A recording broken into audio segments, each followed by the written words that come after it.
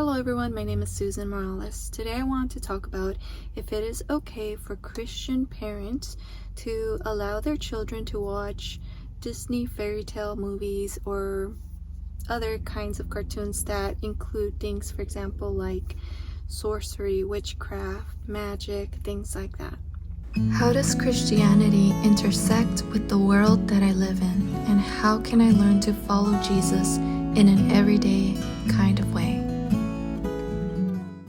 If you're new to this channel, I would love it if you would subscribe and make sure you hit the little bell that says to inform you of all the videos, all the content that I share on my YouTube channel. I share information about Christianity, and that's for if you're already a Christian or if you're considering becoming a Christian or just curious about what Christians believe. But if you have been following my channel since the first videos for many years now, you might be noticing that in the past I have spoken cautiously about these types of fairy tales and what we share with our kids. I want to share a little bit about that, but specifically I'll be talking about the movie Snow White as an example. I'm also planning on sharing my reaction to the new Snow White film that's actually being released this Friday, so if you would like to hear that, again, make sure that you subscribe. I'm also going to be reading the original of Snow White. Where does this story come from, in order to just kind of educate myself and be able to provide more reflections on comparing, the most recent one, the original one, and the very original story of Snow White. Okay, so first, it has been my experience as a mom that when my kids were very little, I was super cautious. I was very hesitant to allow my kids to watch Disney movies, fairy tales that included sorcery, witchcraft, because at the time my kids were very little and they absorbed everything, and I was very intentional about what I wanted my kids' worldview to be.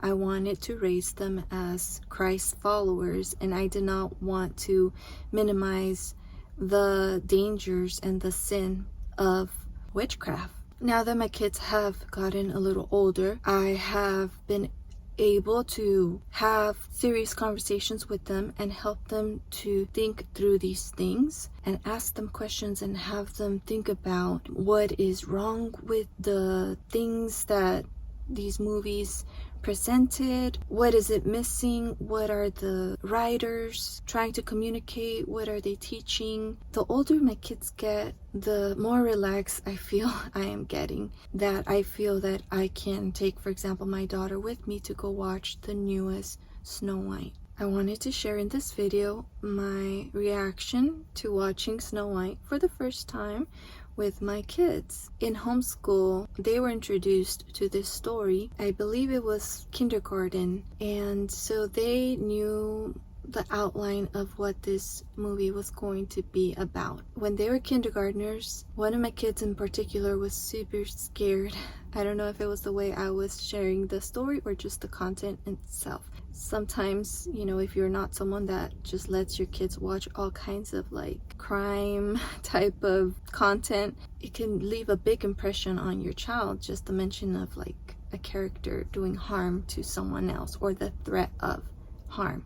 So we were watching the movie, and a few of the things that I was taking mental notes on was that, for example, this movie is very, very old.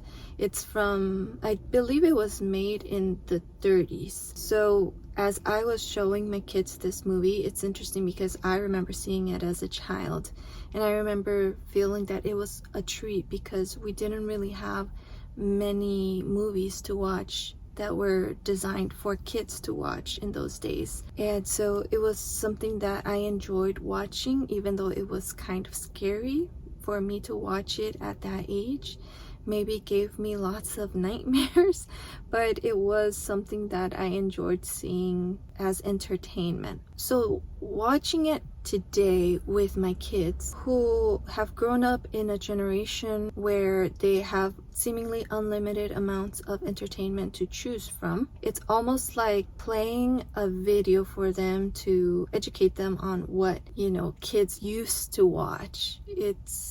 The animation is completely different. The amount of songs. One of my kids asked me, is this a musical? Because of all the songs that kept going back and forth.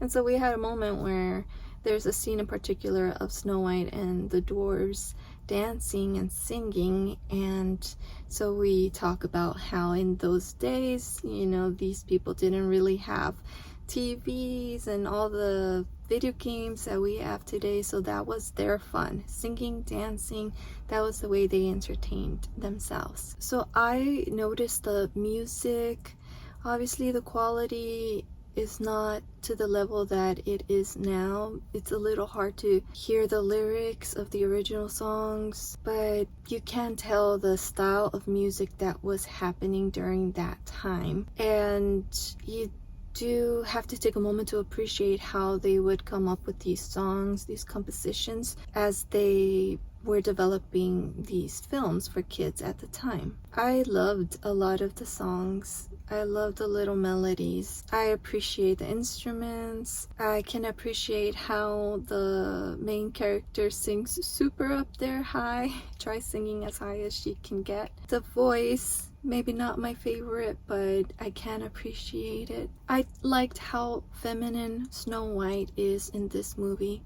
I like the elements of male characters feeling responsible and being quick to go to her defense. She was very vulnerable against a very evil witch, and they knew that they needed to protect her and help her. They felt that they needed to pass on wisdom to her as they were leaving to go to work, and they were trying to warn her. We can learn from her kindness that she made a mistake in not following the good advice that she was given, and that it's okay, it's good to be kind, but at the same time you need to be wise, because there are bad people out there. And I think that's a great lesson for little children. Little children can identify to Snow White. They're so friendly, they don't think the worst of people often, and they can be the most vulnerable to the evil people out there in this world. I think my favorite thing that I noticed now that I don't think I ever really noticed or appreciated in the past about Snow White is that she seems to be, if I'm not mistaken, the only character that is seen kneeling by the bed praying to God. I don't share the opinion that Snow White is portrayed as a weak woman. She is actually a very strong character in that she goes to God with her problems, with her desires. There is this wishing song in the movie. She's wishing in a well, but that does not necessarily mean that her whole worldview is just about wishing.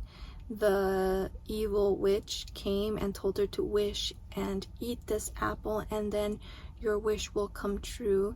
And so she wishes, and we can see how her wishing didn't really bring forth any positive results, but in the story she actually had her prayer answered. It's very subtle, but she did pray to God for Grumpy to like her, and she is amazed the next morning that she realizes there was a change in Grumpy's demeanor towards her. I was a little confused as to why Snow White, being the princess, wouldn't be interested in continuing to reign in her kingdom.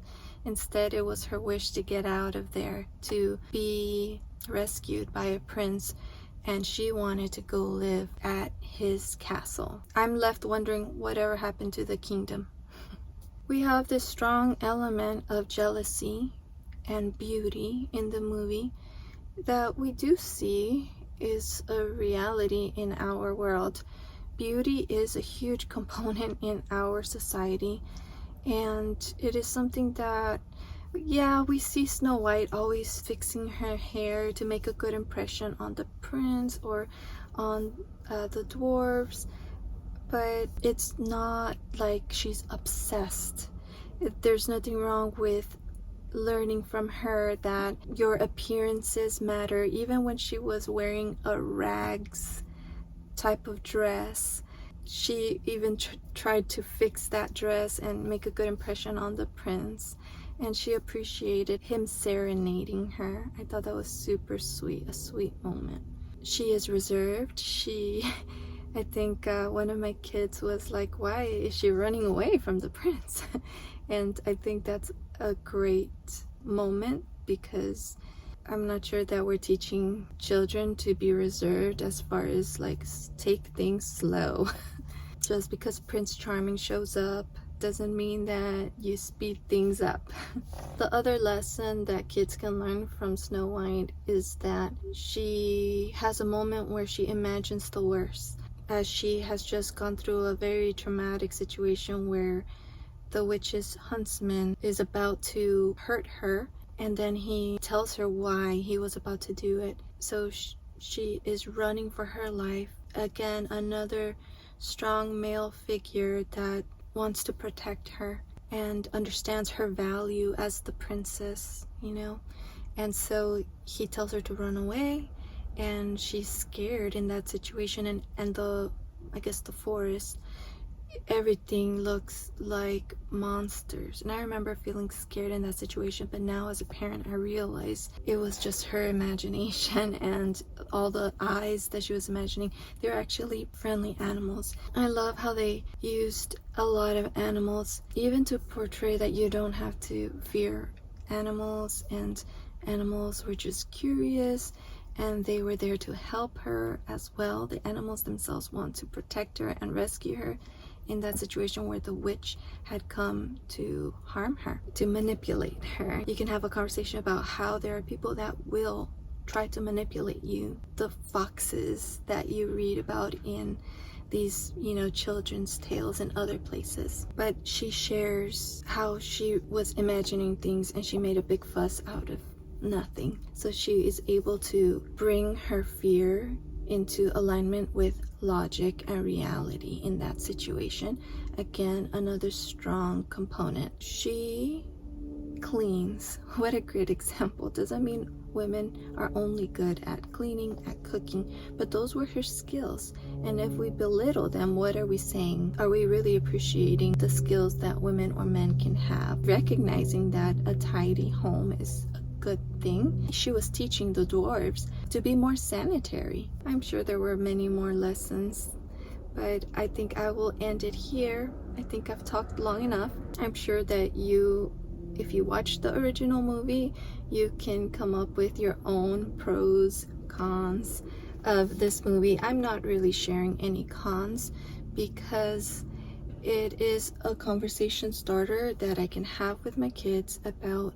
So there is the reality of witchcraft in this world, and some of the things that are shown obviously are imagination. But the main thing I think that I was very satisfied sharing with my kids was that we can see that there were good consequences for those that chose God. Their actions were godly, and there were bad consequences for the person in the movie that chose to align themselves with evil, with witchcraft. And there you have it. Thanks for watching this video. I hope to see you on the next one. Sign up for my monthly newsletter at susanmorales.org, and if you would like to support what I do, become a member of this channel or a patron. And as a thank you, I share extra videos there. You can find the links in the description section below.